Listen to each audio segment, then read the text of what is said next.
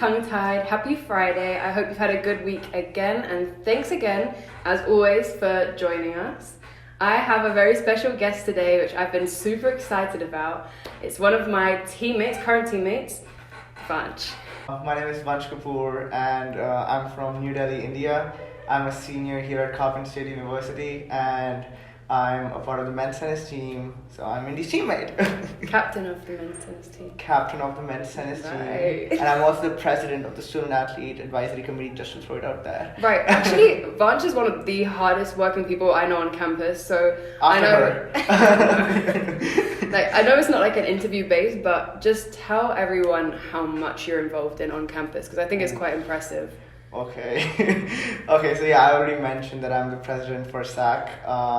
I also am like the founder and the leader of the athletic mentoring program that we just founded this year. It is an initiative of the EAC, and it's pretty cool. I'm really proud of that achievement of mine because that has been one of my goals since last year, and now it's true. Indy's also one of the mentors. I am a mentor, yeah. So which is pretty crazy. And I'm also the secretary for Global Student Union, and I'm kind of everywhere, and I'm also doing research in labs, and I'm also in the honors program. So yeah, pretty much everywhere, but I love it. You're so hardworking, like it's actually inspirational. Like every time I see you on campus, you're running somewhere, like. Hey, you're running somewhere too, that's why you see me everywhere. We cross paths like, hey, hi. So I know that we're both international students and stuff, so I think we've had similar sort of experiences, or at least, gone through similar emotions, being in a college so far from home. So just a question, like, do you ever get homesick? Oh yeah, all the time. Like especially like when it's around like the festive season. Yeah. Like right now it's festive season, so I'm like kind of homesick right now currently because Diwali is a huge festival in India, and it's not just one day. Like you know how like Christmas here, it's not just one day. It's a whole season. Yeah. So similarly, Diwali is not just one day. Like it's the whole October through December. Wow. It's festive season for us. Really? We have something or the other that keeps good going. Atmosphere. Yeah, it's just like vibes. Like there's houses with lights over them. There's like temple. Like we go to temples, and like it's a whole vibe. There's firecrackers going on. Like they cause pollution. I strictly do not support them, but it's fun. It's fun. Let's be honest. It's fun. It's for the experience. Yeah. So especially around this time, it is pretty hard being away from family, and there's this festival we celebrate back home. It's like a 9-day thing, and I was my parents did it. Like they don't do it for the whole 9 days. It's true for 2 days, but it's a thing that we used to do. It was our thing. But again, they just call me during the main times, FaceTime me, which is pretty nice. Thank God for technology. Thank God. Yeah, no, for real. But yeah, these are the times that I'm missing out. Because I'm 21. I'll be in school for a while. Not undergrad. No, we don't want that. I'll be, in med school, and I'll be a while, and it will not be a lot of times that I'll be able to see my family. Yeah. And sometimes you just sit with these emotions and you start thinking about it, and you're like, oh, all my childhood I had, it's gone. Yeah.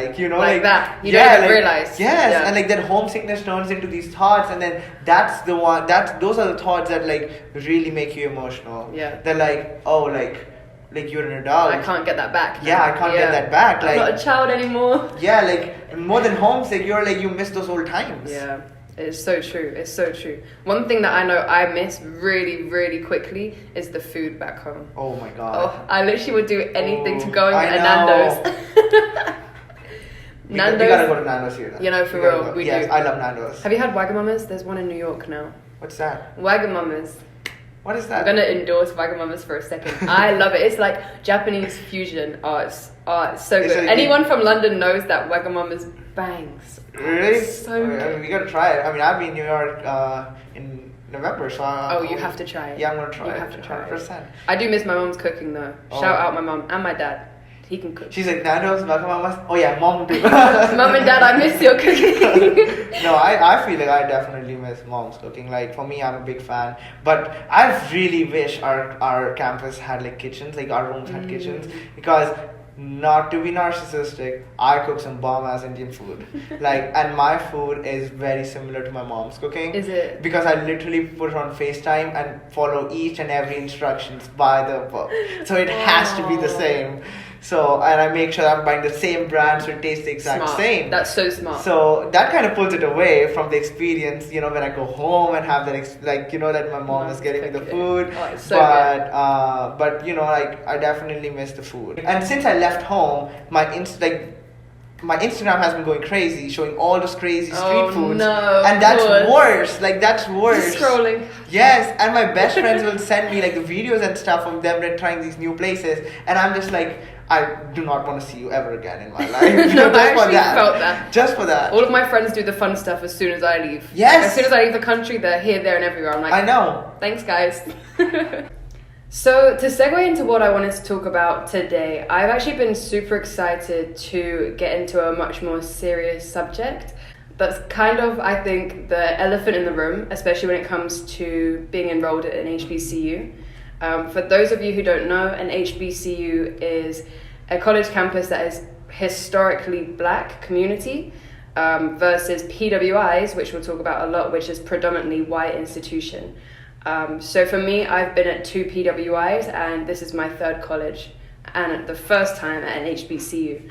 And for Vanch, I've always been here. Yeah. And yeah, I've always been at an HBCU, and you know, as an international student and especially as a non-black student, it's definitely a culture difference from like where I am from. I'm from India, so it's definitely like a big culture change. But in the beginning, I was like skeptical. I was like, oh, I don't know how it fit in because I don't know anything. But like, you know, like people are so welcoming, and like it's just, I mean, I the other day I called this home, and my mom was like, what? I was like, well, that's home too, but you know, this is home too. So I mean, the fact that like I naturally just call this place home just tells a lot that like my experience has been really good here. That's so true, because at my last 2 schools, I could never call it home. Even when people are like, oh, Indy, like come home, I'm like, no, that's not home. Like, school is not home. But here is probably the first time as well that I've called something home. Yeah, I felt like I've had a family. And I also feel like the campus being smaller, like there's a sense of belongingness in there. Like I'm like, I feel like even though like, you know, I want to go to med school there somewhere, and it'd probably not be here because we don't have a med school, unfortunately. So I feel like I would always call myself an eagle, like no matter what, where I go. It's true. And I feel that tells a lot, right? Yeah, it's such a big like community vibe here. Everyone kind of knows everyone, you know, sometimes for good reasons, sometimes for bad. But it is like you walk down to your class and you say hi to like at least 10 people. Everyone's asking you how you are. You know, parties, entertainment and stuff is a big deal at HBCUs. Oh yeah, 100%. I don't think like, even if I had a choice, like I would choose somewhere else. Like even back in the day, you know, like for us athletes, you know, we get recruited. So even back in the day, if I had a choice, I think I would probably end up here. And the other day, someone asked me this question, and I was like, yeah, I'll probably be here, even if I had to choose. I wish that I had found out about earlier than what I did. I would have had a way better college experience. I mean, everything happens for a reason, right? But I definitely am like, wow, I wish that I was here for at least 4 years. Yeah, I mean, 2's not enough. At least you're here now. You're right. At least you're here now. You're right. So to go into kind of like the deeper stuff, and you know, it's sometimes a very controversial subject, but we're going to delve into it anyway. I know we've both felt this in the past, especially last year, but when we play other schools as an HBCU, more often than not, we get some kind of heat. I think that's the best way to put it. Some kind of vibe. Yeah, there's just a different vibe that I've never had, especially at my last schools. I can honestly say that I've never had that kind of friction feeling, but there's been certain schools that we've gone to here that are non-conference schools that you feel that kind of tension in the air, and it's really weird. I feel like it's just like the moment you walk in, and like the glances or like the looks you get, you're like, oh, like Right. yeah, like you're like you just feel that like that coldness in the air. Especially because as a team, we're a really warm and vibrant team. Yeah. So when we walk into a place, like we have quite a big presence, Yeah. and we'll be laughing or joking. Yeah, and we're very jolly as a team. yeah, we're very jolly, joyful.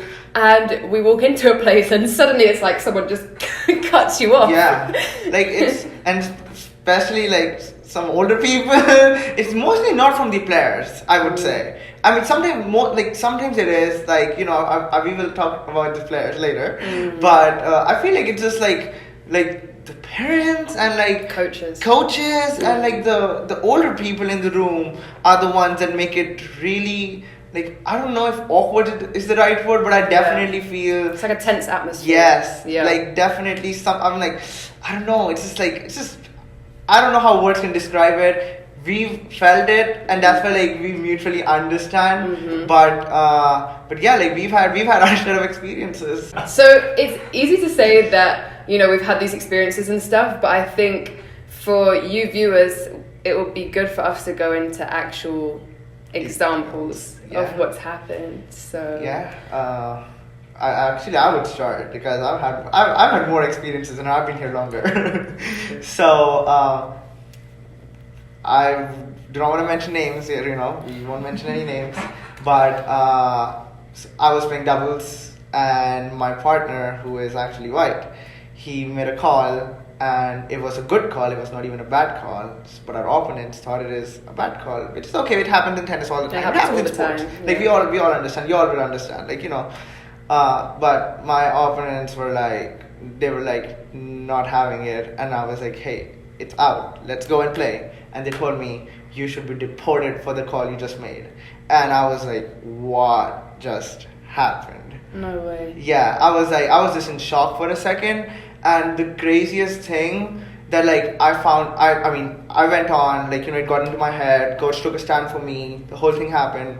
And like, Because one thing our coach is going to do Yeah. is advocate for us. Yeah, because definitely, she's seen always. this. She's seen it before. So many as times.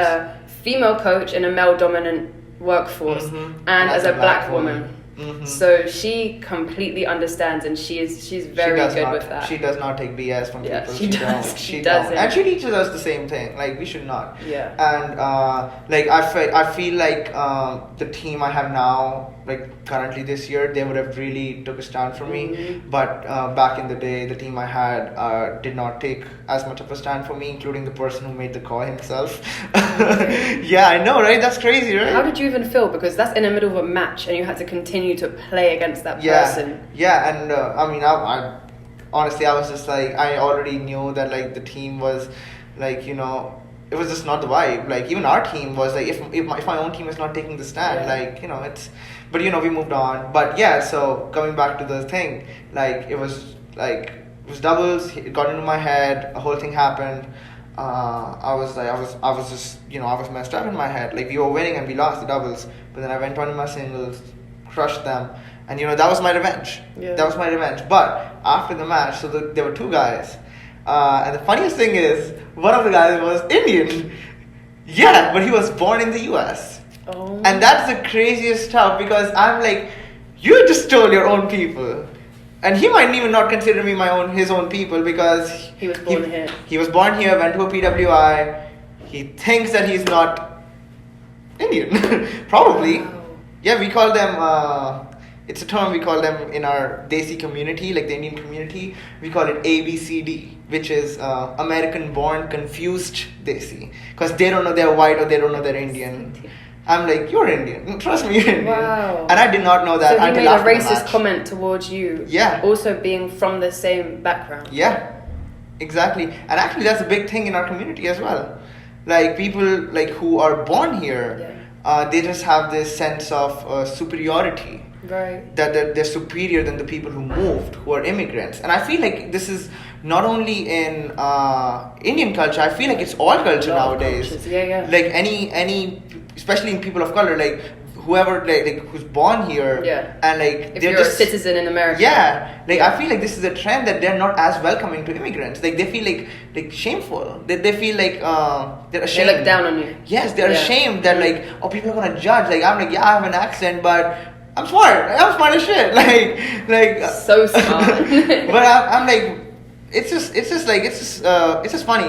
And then after the match, I found out, and I was like, how did I not know that this happened in the match? Because, sorry to say, but I would have cussed that man in so many different languages from India that he would have just been confused for the rest of his life. Like, isn't that? I did not know, because like referees would not have known what I said, because I would talk in Hindi, of course, and so like I would have a pass, and he would not understand anything because he clearly identifies as not an Indian person.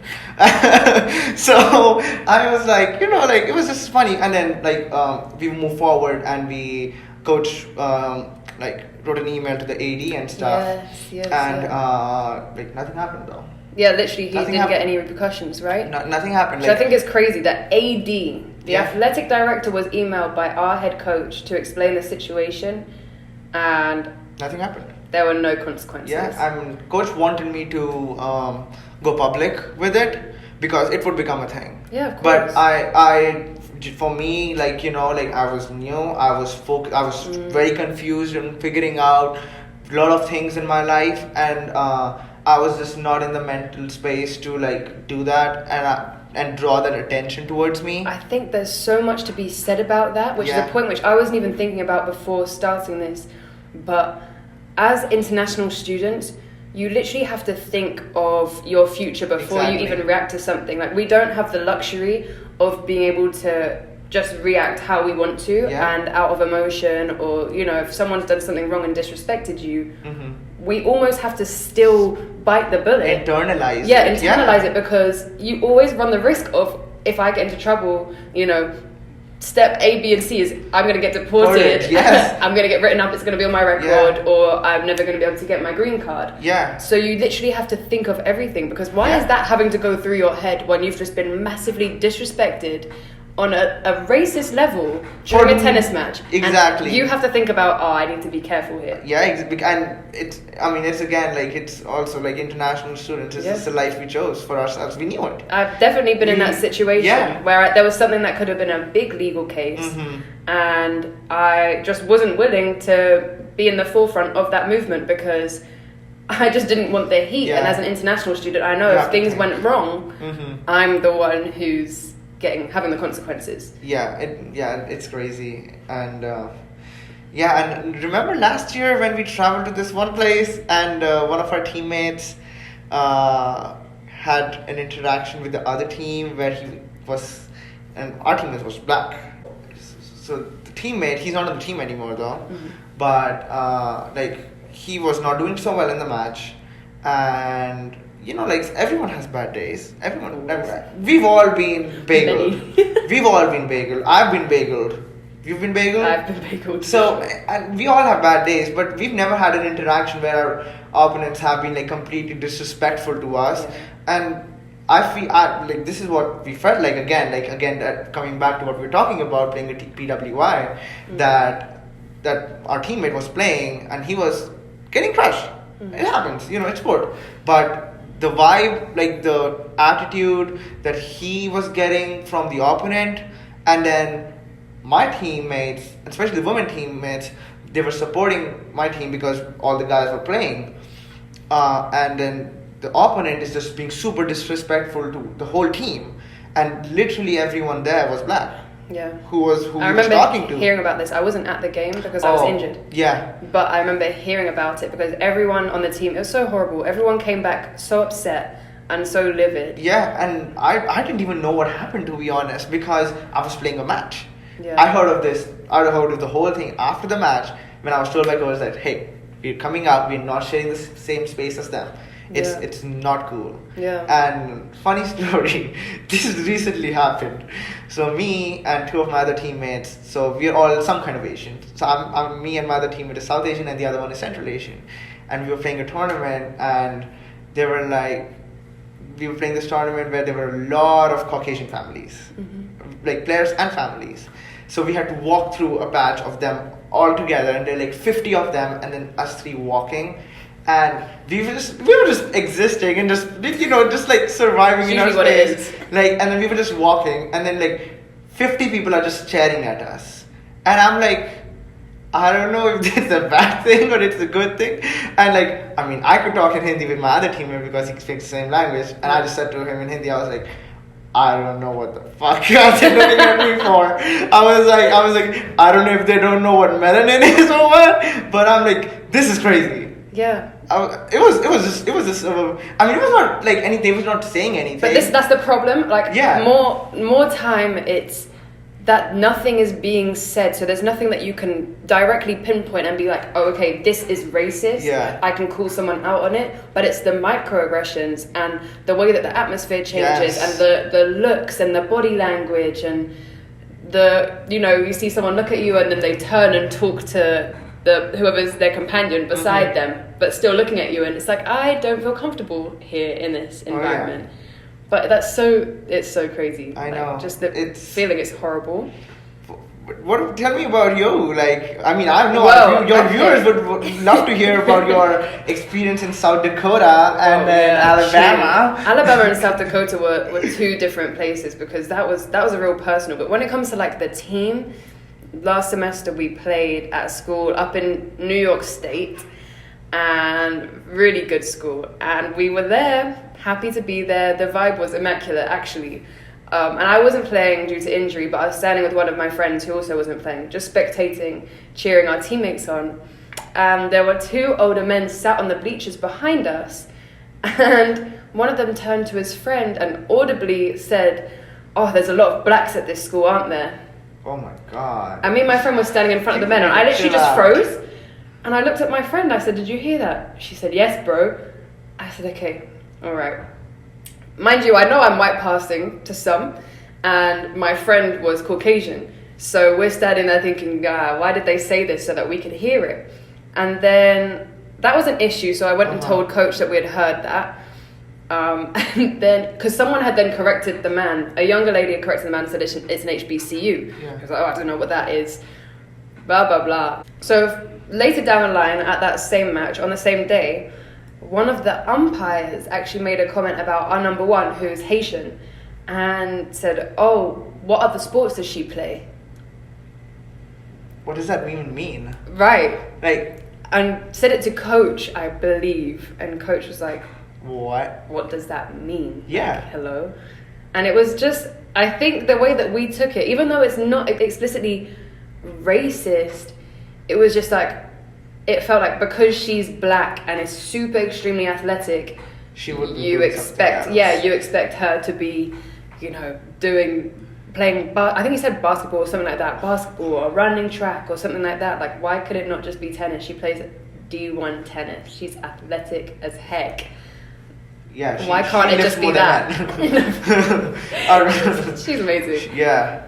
But yeah, and it was just like those small comments where everyone kind of takes a step back and they all look at each other and we're like, what was that? Like, yeah, and we microaggression. Yes, because it's microaggressions, and if it just happens to you, you do internalize it because you think, oh no, it's probably not that, and you never really want to tag someone with such a strong accusation unless you really know unless you're really sure. So it's really, really hard because it puts us in such uncomfortable positions. Yeah, and I feel like there's quite a few schools that we won't play again, right? Yes. There's quite a few schools. Coach says it a lot. There's a few schools that we will never go back because the experience there completely took away from the art of tennis. Yeah, like, I mean, for me, like, I do not want to go pro. So for me, I'm really just playing because I love my sport and it's my last year playing. So I do not want to have these experiences. Yeah. Like, I just want to go and play my sport. Like, let me play my damn sport. And enjoy it because you're good at it. Yeah. And like, that's crazy that people have a problem with like you just existing. Yeah. Like, just makes them uncomfortable. Yeah, just makes them uncomfortable. Like, you're right. And I feel like also some of the people that you mentioned, I feel like they've not seen enough people of color in their lives. Oh, that's the problem. It's ignorance. At the end of the day, it's just like being uncomfortable and being ignorant. Yeah. I think, wasn't there a time when people were making like animal noises at our team? Coach had like mentioned it. Maybe before. I think coach had an experience where people who were on the sidelines were making animal noises at our team. And I'm sure we're not the only HBCU. Who gets that? Yeah, that have experienced this. I'm sure if we asked anyone, Probably get they that would too. say like they would have some crazy experiences. I'm Stories. sure. Yeah. Yeah, I bet. But yeah, like just like we've shared our like, you know, not bad experiences, but like our encounters is a better word. Is a good word. For it. But you know, like when you play an HBCU, it's a completely different vibe. I feel like there's a huge difference. The atmosphere is up there. Yeah. But as long as things are positive and things are good and respectful, it's like one of the best things. Like the atmosphere that you have in an HBCU is absolutely the best. Yeah, 100%. And you know, that's why I chose to be here. Yeah. And I'll be here for a couple of years. Right, so unfortunately we've come to the end of what was a very good episode, I think, this time. Different to the other ones, for Yeah, sure. I had a lot of fun. I was just talking. For real, but actually I'm so happy that you came onto this, so I want to say I'm happy to be here. a massive thank you. Thank you for having me, Andy. It was great. Like, it was some great conversation. Thank you. And make sure you follow, subscribe, Tongue Tied, and keep an eye for the next episode. He's going to take my job. Next time you can sit here. Done. But no, thank you again, everyone. I really hope you enjoyed this episode and got more of an insight of what it's like to be in and amongst HBCU life and the experiences that we've kind of battled through at times and enjoyed at others. So yes, I look forward to seeing you all next week for yet another good episode. Stay tied with Tongue Tied. Have a good weekend, guys. Tongue tied. Tongue tied.